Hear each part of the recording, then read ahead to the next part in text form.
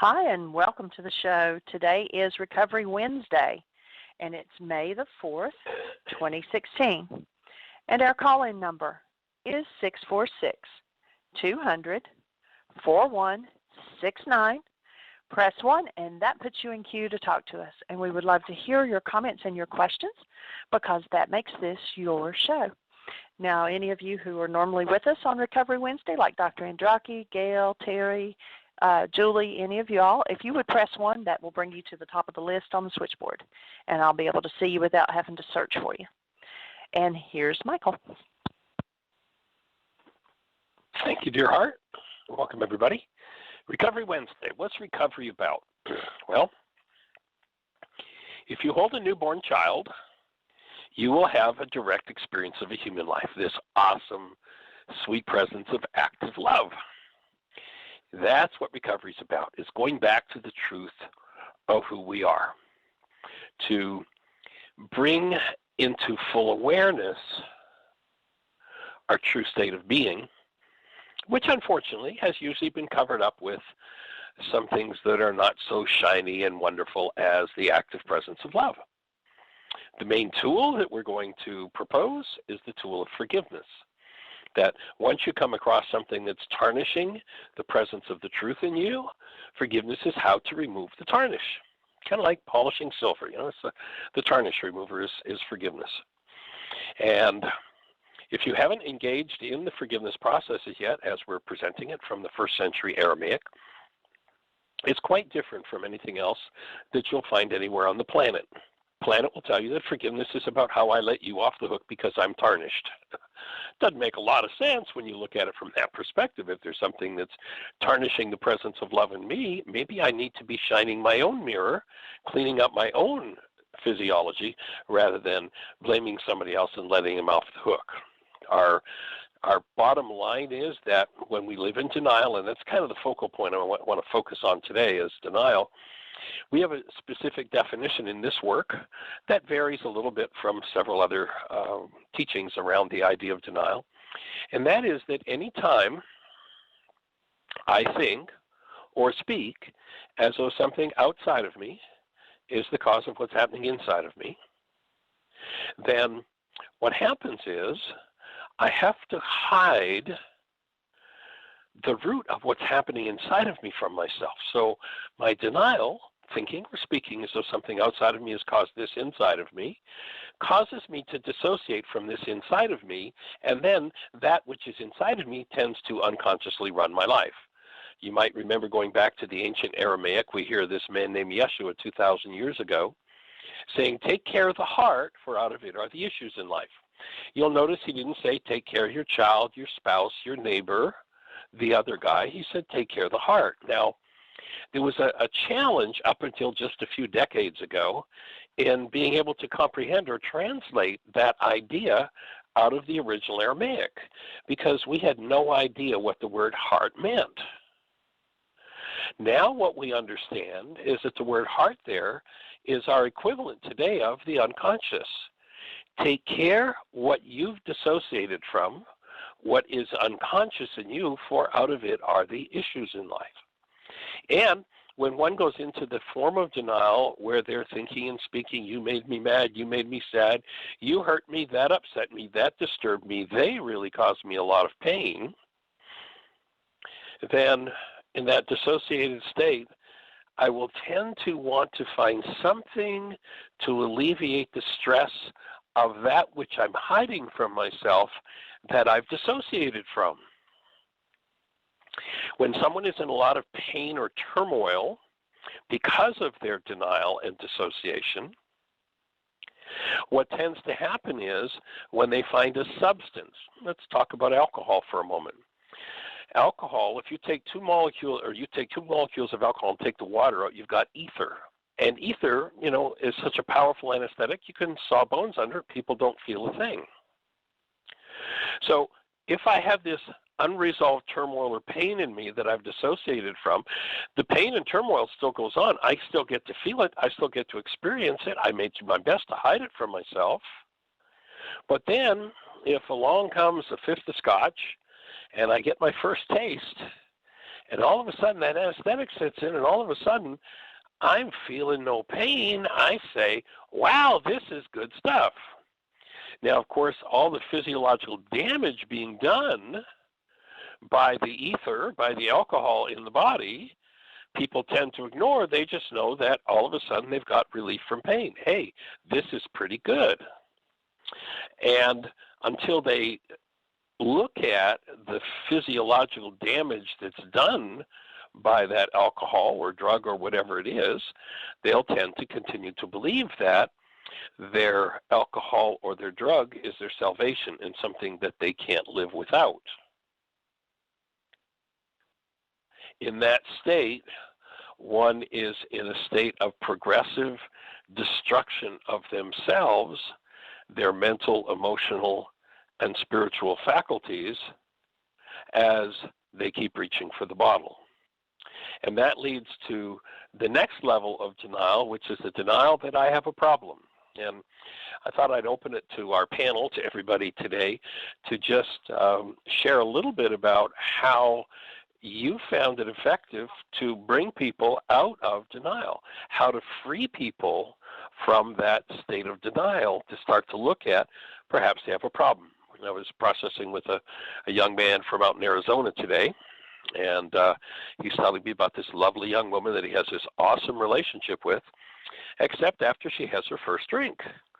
And her first drink leads to her second drink, and her second drink leads to her third drink until she's just blacked out.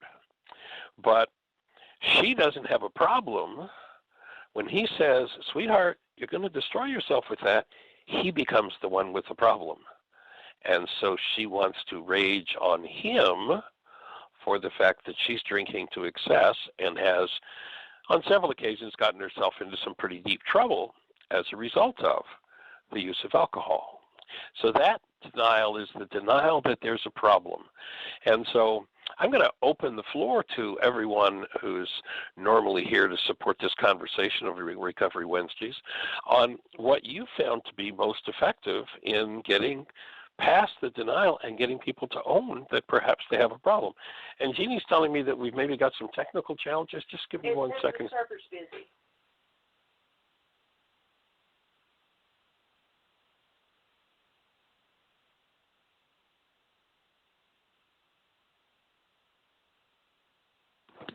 So excuse me there.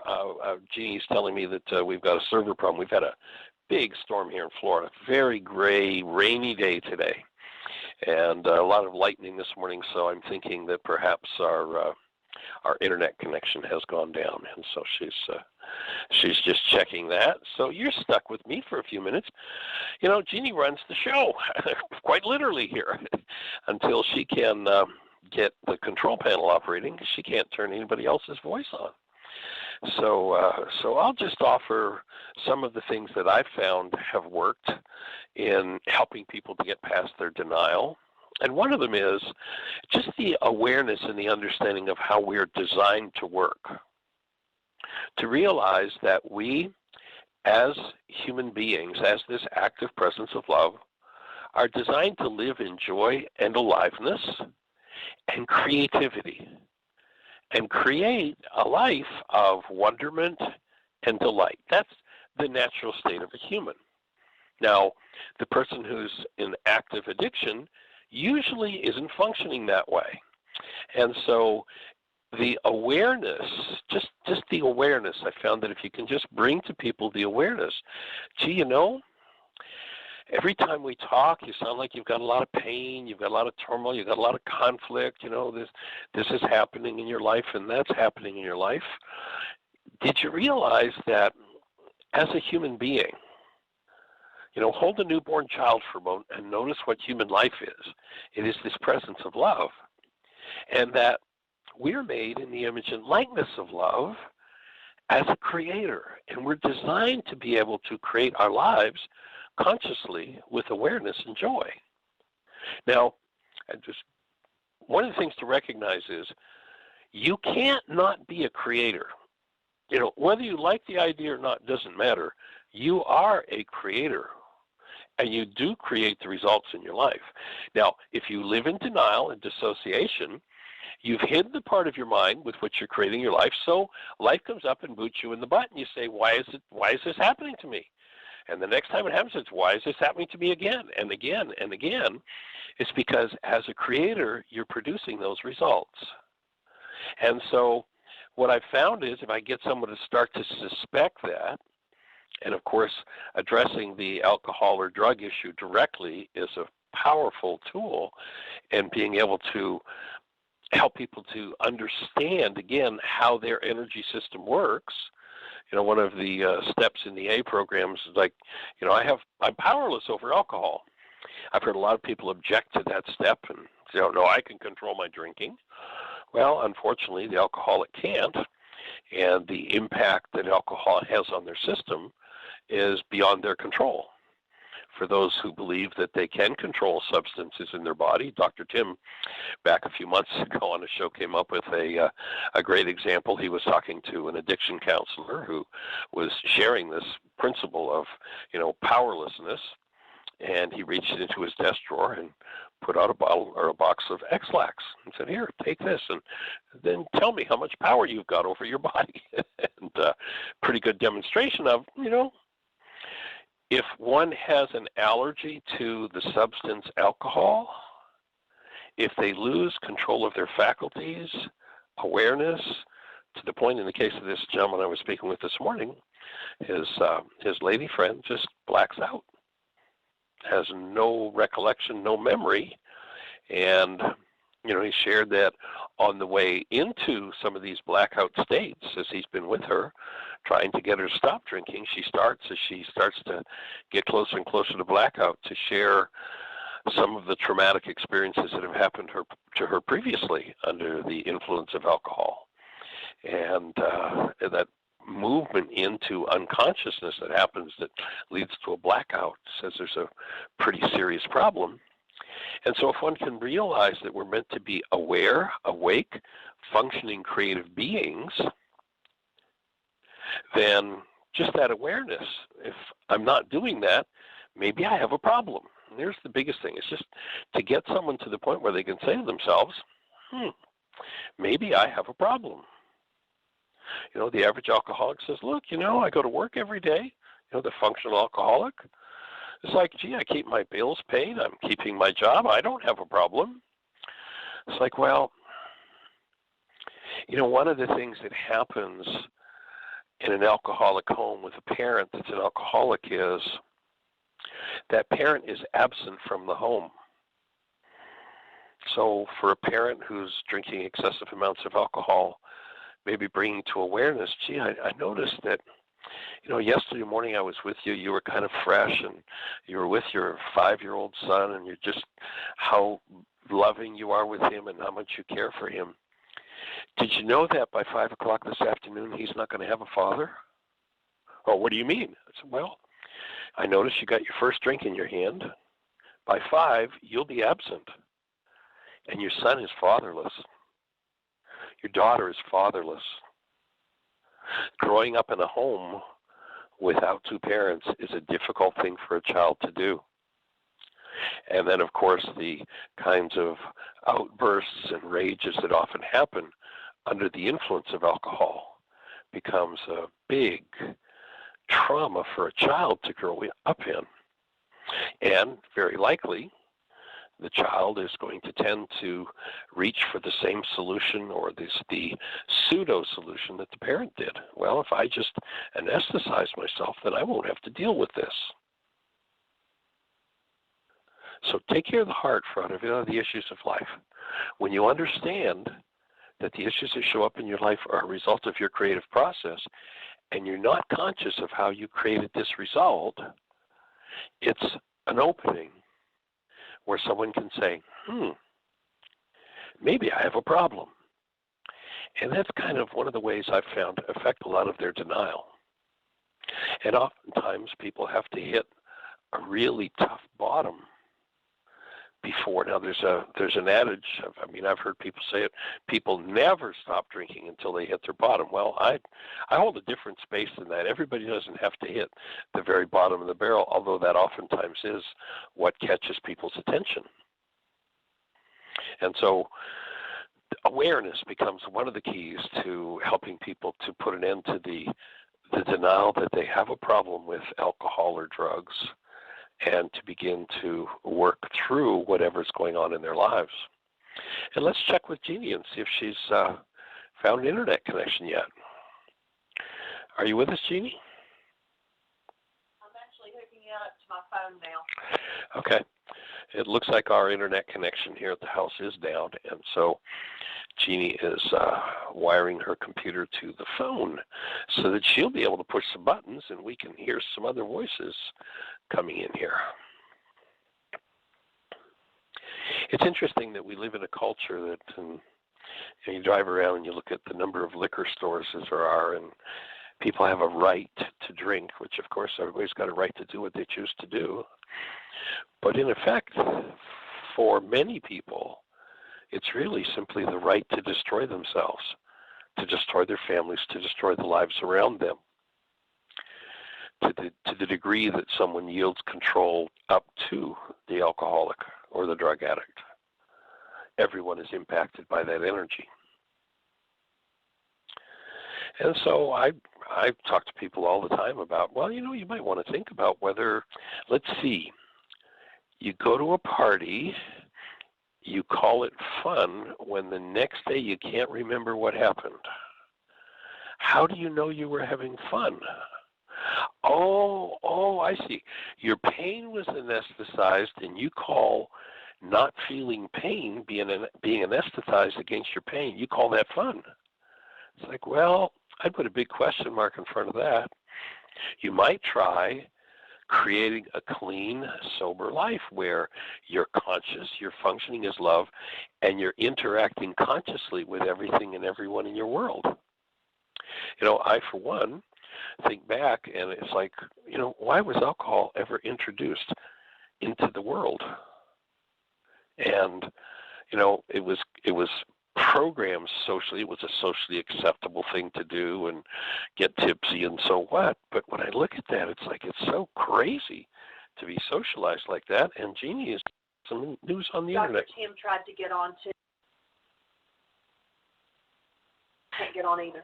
Okay, well, Jeanie says she got a message from Dr. Tim, and he tried to get on from his end, and so it looks like it's a blog talk problem. So I guess that means maybe our show isn't being recorded today. I don't know. I guess we'll just have to wait and see what happens, see what unfolds. And so we'll just carry forward with this idea of waking up from a culture that promotes unconsciousness as a natural state. Like, what kind of sense does it make to live in a world where you introduce young people, children, to the fact that anesthetizing themselves to the point of unconsciousness is a natural thing to do? I would offer it is one of the most insane and unnatural things to do that one could possibly do. And yet, we hear about the college binging parties where kids just drink and drink and drink to the point, literally, of death. And somehow, that's thought to be fun. And my offering is it's time for a big wake-up on the planet to the fact that human life is designed to be lived out of this state of active presence love and to function fully consciously. What are some of the other ways to assist people if you've got someone, or if you're someone who has a problem with alcohol, to move into a state of awareness that perhaps, well, no perhaps, if alcohol is being used to any excess, then there's clearly a problem. How do we get people to pull out of denial? Another effective tool that I've found is by simply presenting the forgiveness process to someone. If you've got someone who's willing to put the pen to the paper, and I've seen this happen many times over the years, over the last 45, 50 years of developing this work, I've seen many addicts people addicted to all sorts of things, food or alcohol or drugs or whatever, come to this work and really not ever have any particular conversation about it, but by presenting them with a tool with which to remove their pain, if they'll use it and let go of their pain, what will happen is the substances that are used to anesthetize the pain all of a sudden aren't attractive anymore. So I've seen all kinds of people over the years that say, I just started to eat more healthy. I just dropped all that junk food that I realize now, drugging myself with. I look at a bottle of beer or I look at a shot of whiskey and I say, why would I want to put that in my body? And so just presenting people with a tool of forgiveness where they start to remove the unconscious pain that, quote, literally drives them to drink, removing that, and all of a sudden, alcohol doesn't have the attraction that it had before. My experience over the years in working with people has been that I think what happens is as one works through the pain that they were anesthetizing with their drug or their alcohol, the need for the drug or the alcohol disappears because they don't need to anesthetize themselves. And I remember one woman that I worked with in South Florida back when I had a private practice there. Her husband was a businessman, very successful, 7 days a week. When he got home, late from the office, she'd have, drinks ready to be poured, 2, 3, 4 drinks before dinner, bottle of wine, maybe 2 with dinner, 2, 3, 4 drinks after dinner. They weren't alcoholics, but that was a 7-day-a-week routine she shared with me. And as a result of starting to do this work, she just decided to stop using alcohol. And if I remember correctly, it was probably 5 years that she just had not touched any alcohol after being, pretty heavily soused for a long time. And she shared that in a private session that she had gone to a party and someone offered her a drink. She hadn't had one for a long time. And she said, sure. So she takes this, whatever it was some kind of a straight alcohol drink. And she said, when I took a drink of it, the taste of the alcohol no more than got past my lips. And it felt like razor blades in my kidneys. Now, the damage done to the kidneys, the liver, are amazing. And that damage is painful. But when one is anesthetized, they don't feel the pain. So there's no awareness that that's what's happening. And, it's alcohol is a way to sort of cook things or pickle things, cause them to break down. And the end result of alcohol is that the cells of the body simply the cell wall becomes so weakened by the impact of alcohol that the cells simply start to fall apart, literally break down and fall apart, and people bleed to death from the inside. That's a very painful process. And the only reason that people are not aware of that pain is because they've got an anesthetic that they're pumping along with the pain that's happening, so they don't feel it, they don't experience it directly. They'll experience many diseases along the way, but those diseases will have something to do with, something else will have nothing to do with the use of alcohol. And that's a way to maintain that denial phase where, oh no problem here. So as one begins to let go of the alcohol, they become more conscious of what's going on in their own cellular structure. And when there's pain, have awareness of it. And when they begin to use the tools, then everything begins to change. So that's what we're here to support, is that kind of shift and that kind of change occurring. And recognizing that our culture, we are probably the most drugged culture in all of history. I mean, the average person in this culture, I've just recently got some of the new statistics. Up until just a few months ago, I was saying, old numbers, that the average person is doing 150 pounds of sugar a year. The latest numbers tell us that the average person in America is consuming 250 pounds of sugar a year. And they've shown in the laboratory with experiments using rats, which have similar addictive pathways to humans, that sugar is more addictive than cocaine. They did an experiment with a group of rats where rats went through a maze, and at the end of the maze, once they accomplished it, they got a reward.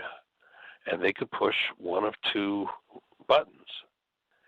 And one of the buttons they would push, and it would deliver to them a jolt of sugar, and one, a jolt of cocaine. Over 90% of the rats became addicted to the sugar, kept asking for the sugar, not the cocaine. And they actually took that a step further, and they had a group of rats that they had purposely addicted to cocaine.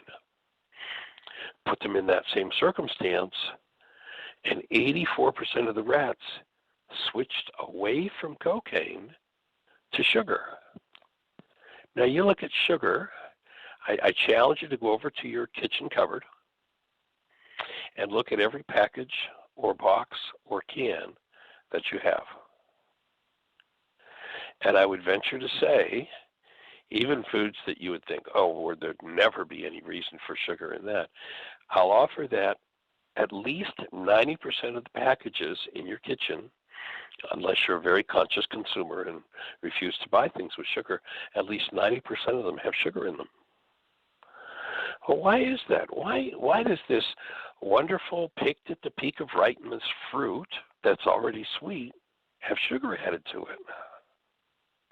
Do you think somebody might have figured out that it's an addiction, and if they added sugar to their product, people would buy more and more and more of their product? It's almost impossible to walk into a so-called grocery store and find foods that aren't laden with drugs. You look at our presidential conversations that are going on. Most of those candidates are drugged most of the time. Just listen to their angry retort. Hostility, anger is a drug. You listen to the anger in those conversations. You listen to the put downs and the rage. That's all drunken speech. That's why it can get so crazy. I mean, you look at some of the speech of these people toward each other. It's like you wouldn't expect it out of 4-year-olds in kindergarten. And here are people who are vying for a position to be the president of the corporation of the USA. That's at this point, the ultra power in the world. They want to be corporate presidents. And you listen to the quality of speech and the speech under the influence that's done. And it's unbelievable. Go into a restaurant and try to find foods that aren't laden with sugar. The culture's gone totally, completely insane. And one of the reasons I would offer is because of this idea of being drugged. You look at how taste buds become addictive foods that have no substance and no nutrition in them. And each food, Jeannie's got us on, so we got somebody else to talk to. All right. Well, anybody, Dr. Tim, how are you doing out there, sir? And any thoughts on the conversation so far, and or in particular, anything that you found effective in getting people out of denial and recognizing, if there's a problem, that there is one? Well, it's a process, and you keep using the term building the brain cells, and I keep talking to people about softening. And we had our group last night, and to my mind, it's a wonderful example of this. Or we only had 5 people in the group last night, but most of them have been there well over a year, listening to these videos, and we watched the second half of Getting the Stress You Need. So this is a whole exercise you go through about canceling goals. And so everybody in the room had been through that exercise a number of times. And then the person who did the worksheet last night had an experience come up where when she canceled her goals and went to ask to be shown the hidden part of her mind that was causing her pain, she saw an image from her childhood that she's seen a number of different times when she's done the worksheets. And this time she was looking at the same traumatic memory, but she held a different level of willingness, and she's done enough other worksheets, and she's heard enough people say, your perceptions are accurate, but you're using them to cause pain. So she softened enough to let herself see an aspect of that traumatic memory that she hadn't looked at before. And it was an opening that allowed her to understand a false conclusion she took from this memory from a long time ago. So it was repetition, it was willingness, it was a softening, it was being able to know there's a reason to go into the pain, and there's a reason to believe I'll get through it and be better on the other side. So for me, it's a process.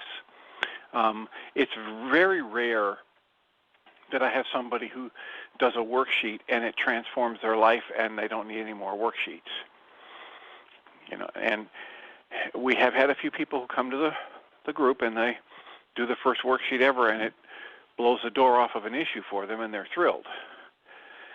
So far, none of those people have come back consistently over time, so I don't know if it could get better and deeper for them. But the way past denial, primarily for me, is willingness and then repetition, and softening the part of me that wants to run away from or that holds a belief that I can't benefit from looking at this pain more deeply.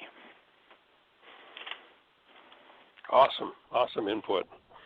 And Jeanie, is Dr. Andraki with us today? I know that his time may be limited if he's able to make it to the show today. I looked, and I do not see his number unless he's calling from a number I don't recognize, but Gail is with us. Well, then let's say hello to Gail and see if she has any thoughts to share on the topic.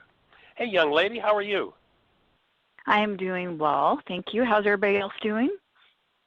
We are doing well. A little damp down here in Florida today, but other than the showers coming out of the sky, things are well here. Yeah, it's chilly and damp here. And actually the trees and the grass are loving the rain.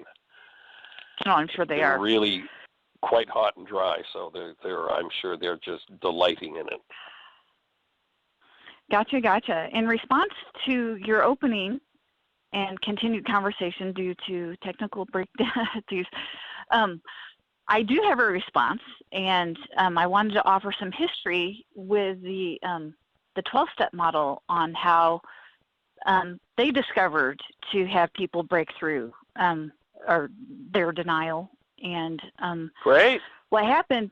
Yeah, what ended up happening, and the reason why we have the 12-step model that we have is because when Bill Wilson had his Bright Light Spiritual Experience, and he's the co-founder of Alcoholics Anonymous, he was taught through the Oxford group that he needs to carry the message to others and to have them work the 6 tenets of the Oxford group.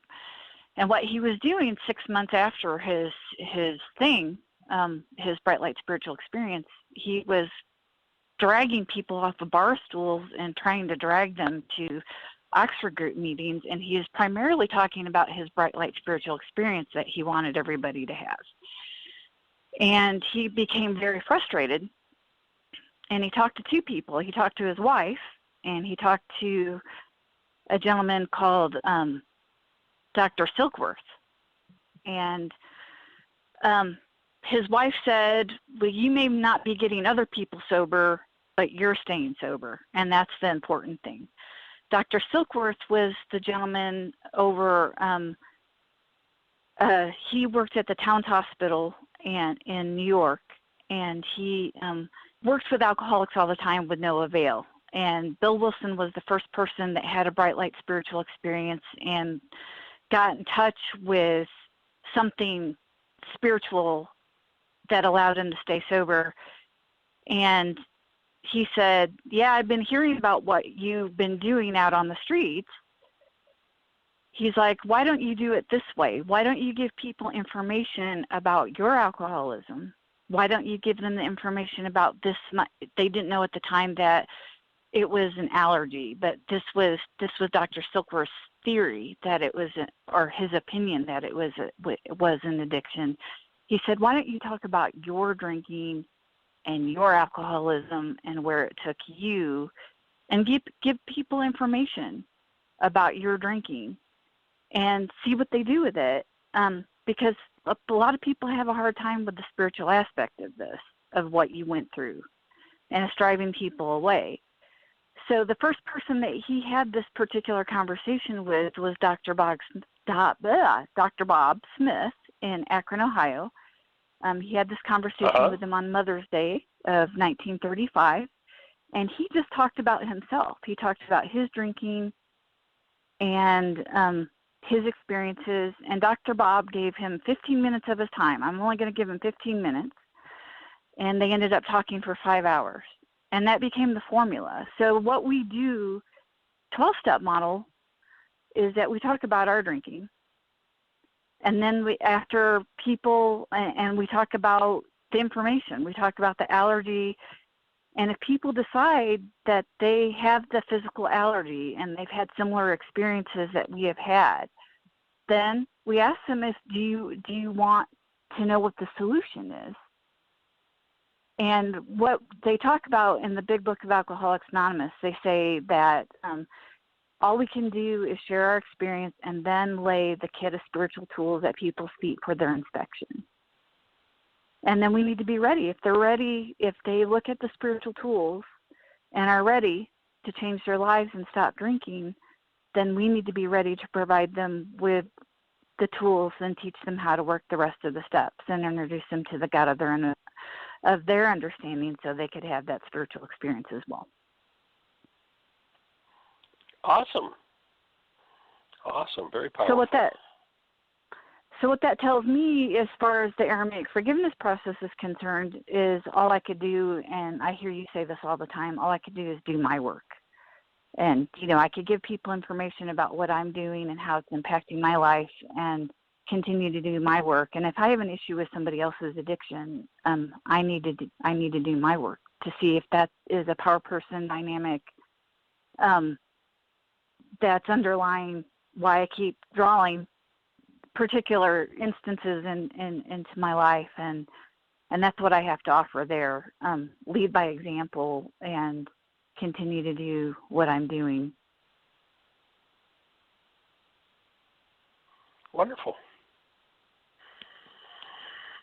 Awesome. Well, I breathe with you and appreciate what you are doing in the world to touch people with this work, with the AA genius that you've developed, and being able to share the tools is pretty powerful. Thank you. You are very welcome. Another thing I have to offer, if Dr. Andraki hasn't dropped in, I want to be conscious of his time as well, is the creation of Al-Anon and where that came from in the background, and to use that as a support as well as the Aramaic forgiveness process. If somebody has a problem with somebody else's drinking, Al-Anon was created for those people to use a 12-step model just like the alcoholics were using, and so they could get to a place of neutrality or a place where they could hold the space of love for their significant others or friends or family. Right. So do we have the space to continue that conversation? Or? Oh, yeah, please. Go for it. I'm sure Jeanie, if Dr. Andraki gets to drop in, will let us know right away. She'll break in, I'm sure. So, yeah, please. Okay, excellent. Let's I just want to make sure. Al-Anon was okay. I'll step back. 702. Is this Dr. Andraki? Good morning. It is. Well, hey there, young man. How are you? I'm doing wonderful. Thank you. Jeanie, I haven't heard your mother is okay. I just got a glimpse last that she had gone to the hospital. Oh, thanks for asking. Yeah, she had done really well. They had released her out of ICU, and then yesterday she went back into the hospital. So they're running some tests on her now. They're calling it AFib, that the bottom part of her heart is working harder than the top part of her heart. And so she just went back into the hospital yesterday. Jeanie, you're so integral into everything that I do. So we hold the space of love as everybody, and we want to know that you're appreciated, along with Michael, along with everybody. So believe us when we keep us in your heart for you and your family. Thank you. Thank you. The work you've done on the website, the work you've done on your website, the work you've done to help other people get information to lead to recovery is fabulous, and we hope it continues to get better. We'll keep it moving in that direction. Were you able to hear the opening of the show? I did not. I just tuned in. Okay, great. Well, what we're discussing today, and certainly if you've got something else to add to the conversation, that'd be fabulous. But we started out with the idea of, I actually was processing with someone from out in Arizona that called me this morning, someone who's been doing this work for a while, and they've started to date someone who turns out is an alcoholic, and how to get this person to realize they have a problem, how to break past the denial of, no, everything's fine for me, you have a problem. And so I was just inviting everyone to share what they found to be effective in helping people to recognize that they have a problem and to come out of that state of denial. So if you have any input in that arena or any other, we're all ears. Well, as I continue to investigate this issue with drug abuse and with addiction, I see the biggest problem is the people coming to a decision that there's something more than what they believe that they are. And I think that that's the first step that has to be overcome. And as I continue to struggle with ways to make that better, I continue to watch television, and I saw a fabulous program on Drugs Inc. on National Geographic about a gentleman who had the opportunity to stop using meth, but his brain just had decided, says, I'm getting excited about getting his delivery. He had stopped for a few days. He was feeling it already, and then he said, I could stop right now, or I can buy this and to continue. And he says, what the heck, I'm going to continue. I think that a lot of people get to exactly that point, and a decision is made in their mind, in their thoughts, whether it's their goals or whatever the driving force is, to go into the easy route, to go into the euphoria, to go into the anesthesia. I think a lot of people may have a lot of different reasons to drop back into it, but a lot of it is trying to escape their past, I believe, or issues, or finding an easier way to do it. To recognize at that moment that they have an opportunity to say yes or say no.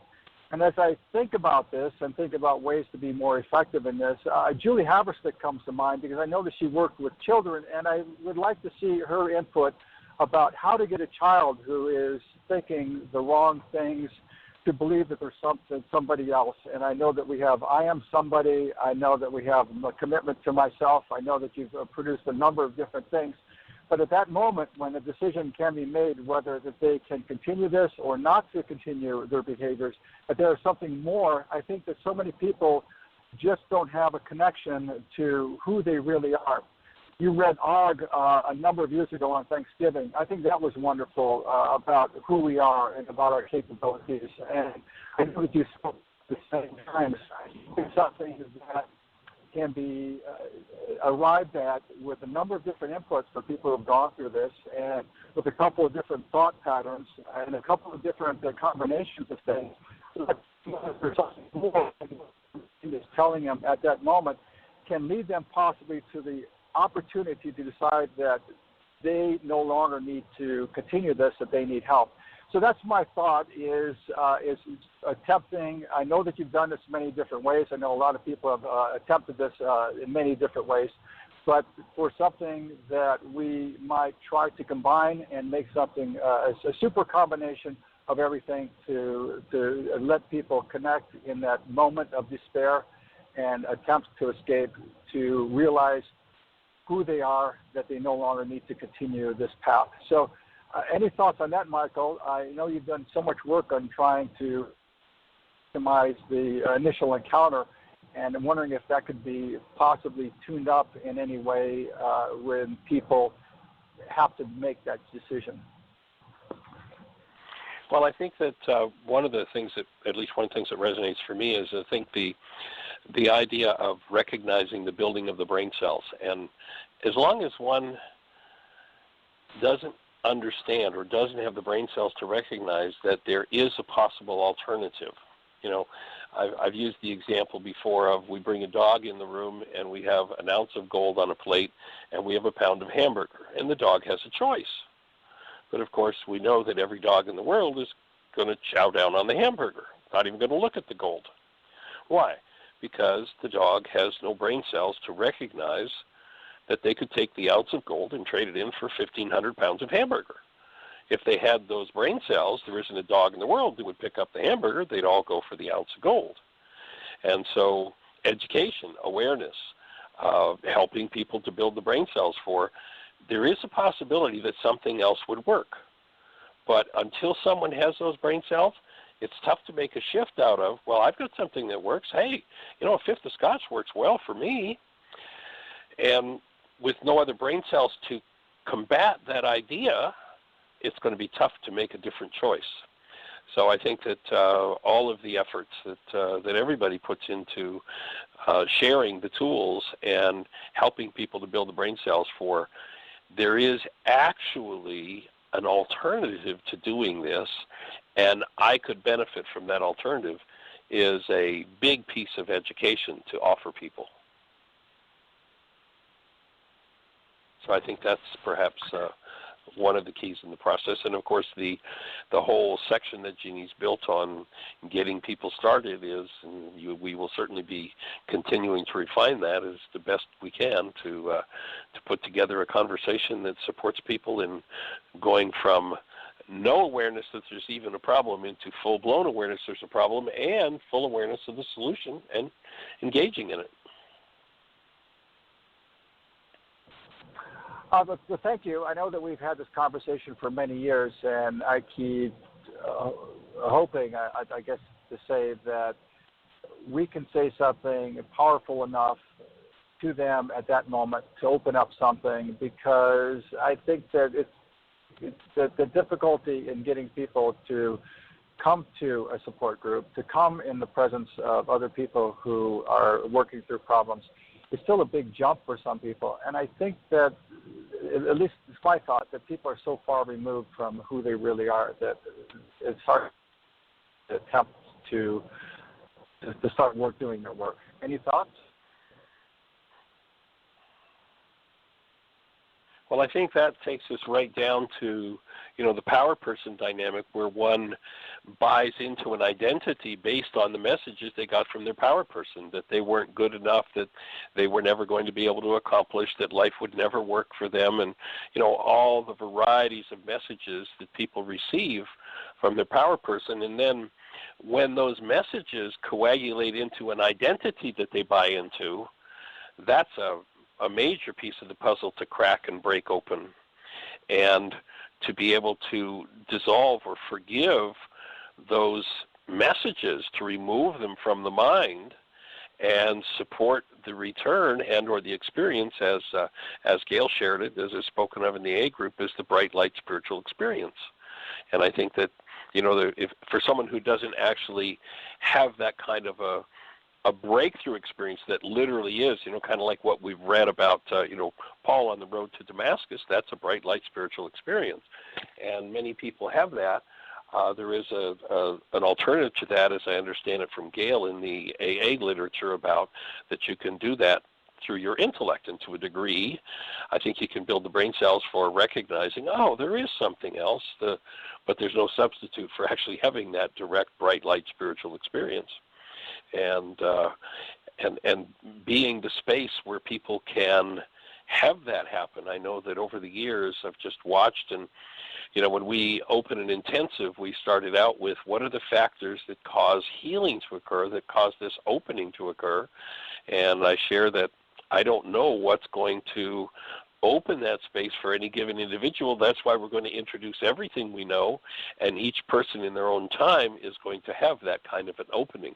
And it's always just a delight when someone does. I know Michelle shared a couple of weeks ago, she was at the Codependence to Interdependence Intensive this summer. No, pardon me, it was Laws of Living.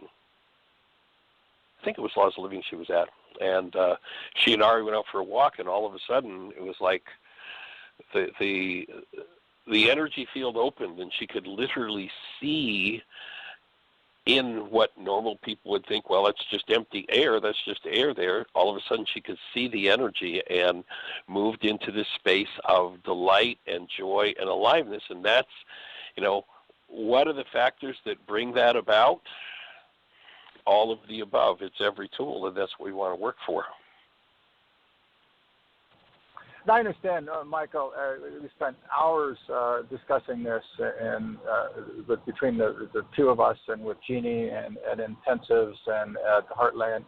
And I'm going to apologize for coming on as being somewhat desiring of something better, and I guess that that's one of my traits, is trying to pull something easier, and we've had many discussions about that. But there's 1 million people who are addicted to opiates, and opiates lead to death, and they lead to horrendous problems in a little bit different ways, and sometimes a little bit more major than even alcohol or sugar or eating or things like this. And my attempt is to develop, or I'm working towards developing. I'm working towards developing something that can be used in the future in the addiction group. People are treating addicts, that it can be embraced by people who don't understand the power person dynamic, that don't understand all the aspects of forgiveness, who don't understand everything but a starting point for you are loved, that as Og, I think it's Medino, spoke about in his wonderful paragraphs about your abilities, your capabilities, as Julie has spoken about with the children who come from broken homes. And I think it'd be interesting to have anybody weigh in who's had those moments where they had the decision and what may be useful, so that maybe this can be distilled. And is this to a point of a starting point, besides throwing everything at them, there's a limited amount of time that we can spend with anybody, about who they are, about the places to start. And I know there's not one answer for everybody. If and when this gets developed, this is what the addiction community is looking for, an alternative to what's out there, which nothing is very effective, but to being able to start with getting people engaged, because the opportunity is to use or not to use, to go to a program, not go to union, to a program, to stop or to continue to use. And it's just in that one moment in their mind to understand that they are more than this, and to try to do whatever techniques to, in a 10 or 15-minute opportunity, to look at them. For instance, look at them in their eyes, directly into their eyes, and say, you are more than this, that you are capable of this, and no matter what's happened to you, you can make a choice and decision on your thoughts and your decisions, and you are loved. And from a point of love and working out, because it takes a little bit of time to get to forgiveness process. It takes a little bit of time to get to the power person dynamic. It takes a lot of time to build the brain cells, and being an effective starting point with people who maybe have gone through that type of experience, and who can weigh in, and with a combination of a variety of things, realizing nothing's going to work for everybody, to get some people engaged. And so, for instance, if this is something that the listeners or the people who are participating in the forgiveness process are able to do, to be able to send a message out to those addictionologists that they can assist, or they're willing to assist, and the people continuing on with their work and with their program, in a small support group, in a large support group, on one-on-one, to helping people overcome their addictions with the premise that, with a very basic ideation that hopefully can get formulated for an addiction, a person suffering from addiction, to be able to move forward. And when this happens, we are going to be able to engage in those people who are interested in the concepts and ideas that they are loved, there's something missing, they're disconnected from their source, and that they can move forward. And all the listeners, all the people who are participating can then be able to assist these people into the recovery along with whatever program they're listening to. At least that's what I have in my mind. And when this gets to the point that this is in some sort of a organized program, this can be presented to the addiction community as a opportunity to treat the addictions with a different type of program than what's available out there now. Realizing there's AA, realizing there's NA, realizing there's Al-Anon, realizing there's individual therapy and inpatient therapy. I believe that this has been useful. It's been useful for some of my addicted patients, and it's my desire to make this stronger, better, organized. And the only thing we can do is to hook them at the very moment when they are seeing the opportunity, they're coming in and seeing an opportunity for the first steps in recovery.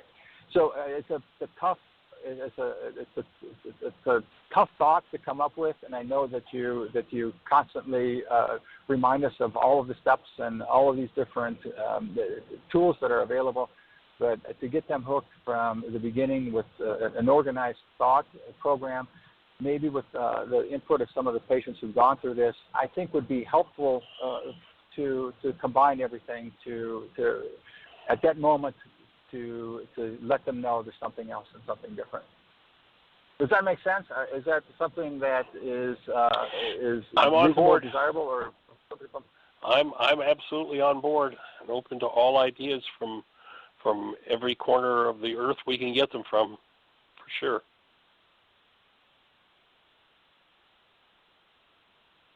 And Jeanie tells me she's got somebody with a hand up. Let's see what our caller has to share. But we're down to 90 seconds. But dear. Yeah, we're down to just a minute and a half. I didn't realize we're that far into the show. Oh, my goodness, time flies when you're having fun. Well, we really don't have time to have any kind of conversation with another caller then. So, apology. If you want to give us a call back tomorrow, we'd be delighted to have a conversation with you and support you with whatever questions you had or receive whatever input you had. In the meantime, we're down to just a few seconds. So we'll just say we appreciate you and we hold the space, and any support we can be, we're here 5 days a week to support you. Have a blessed day. Bye-bye. I choose to live more consciously, evolving